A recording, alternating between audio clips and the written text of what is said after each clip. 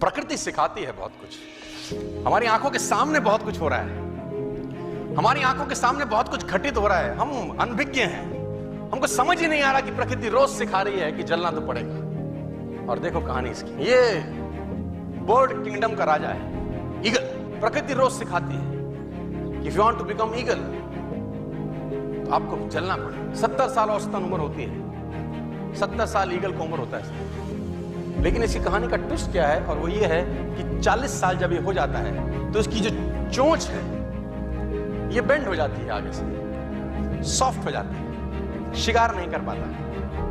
When he reach 40, इसकी चोंच bend हो जाती है, सॉफ्ट हो जाती है, शिकार कर करके शिकार नहीं कर पाता। इसके जो पंख हैं जिससे उड़ता है वो इतने भारी हो जाते हैं कि वो छाती से चिपक जाते हैं, इतने भारी हो जाते हैं कि छाती से चिपक जाते हैं, इसको उड़ने में तकलीफ होती है।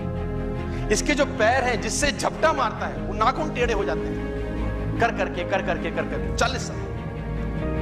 अब इसके पास चॉइस है कि 40 साल के बाद मर जाए, क्योंकि उड़ सकता नहीं है, शिकार कर नहीं सकता, पंख भारी हो गए, उड़ना दिक्कत, शिकार पकड़ नहीं सकता क्योंकि पैर के नाखून खराब हो गए, और पकड़ भी ले चोंच से उसको मार नहीं सकता।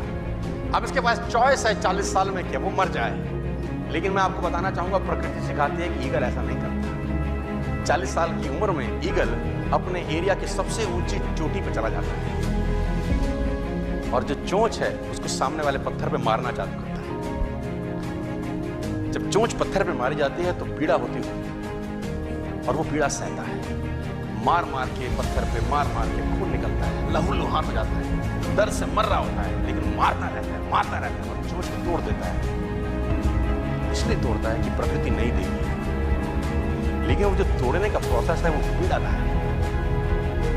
सेम कहानी है, जो पैर के नाखून रहते हैं उसको रगड़ता है शिला के ऊपर, रगड़ के तोड़ देता है उसको।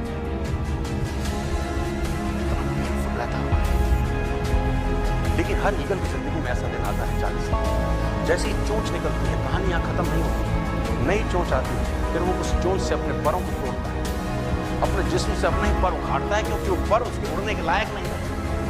भयंकर पीड़ा होती है, भयंकर। लेकिन इस प्रोसेस से हर ईगल गुजरता है और 40 साल के इस प्रोसेस में 6 महीने के बाद वो एक नया ईगल होकर 30 साल और जीता है, 30 साल और जीता है। तो आहुति तो देनी पड़ेगी।